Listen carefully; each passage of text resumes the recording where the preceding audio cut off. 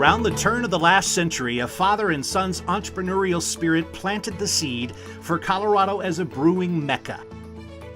Philip Zang immigrated from Germany with his wife Elizabeth. The couple eventually settled in Louisville, Kentucky, and had Adolph Zang in 1856.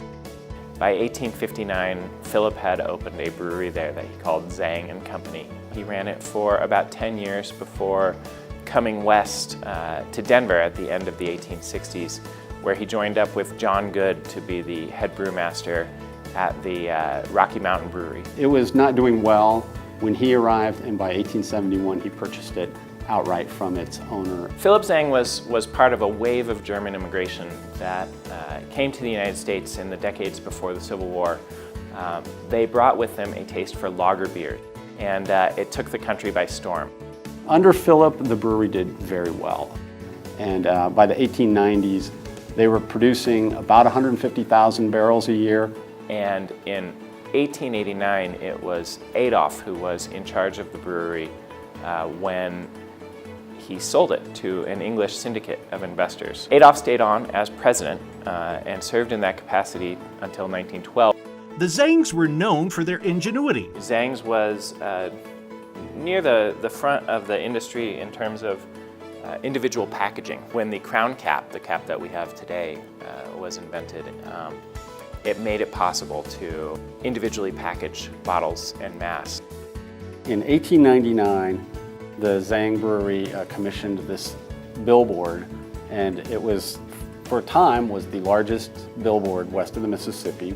They bought a very large tract of land. That eventually it became known as Zang's Spur, because it was right on the railroad and they could load right there. And that eventually became the town of Brookfield.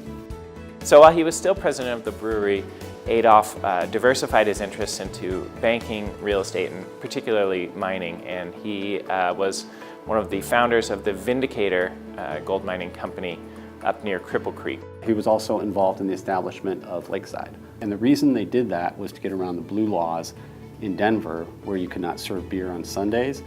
So they spent about $800,000 to build what was originally called the White City and was modeled after the World's Fair in Chicago, and it had dance halls and a little beer garden there. They were involved in the establishment of the Oxford Hotel, which is still there, and the Cosmopolitan Hotel, which was demolished in the 1980s, but was pretty large, sort of competitor to the Brown Palace. The family had an extraordinary house, the Zang Mansion, which is still in Denver today. Zang Brewery tried to make it through Prohibition by making near beer, which was very, very low alcohol beer, and ice cream, and it was just more than they could handle. So by 1927, they went out of business. And when you start digging in, you can see their hand in everything from city government to business organizations. Really through their hard work, both father and son, that they built this brewery into the largest brewery and one of the largest businesses in the Rocky Mountain region in the early decades of the 20th century.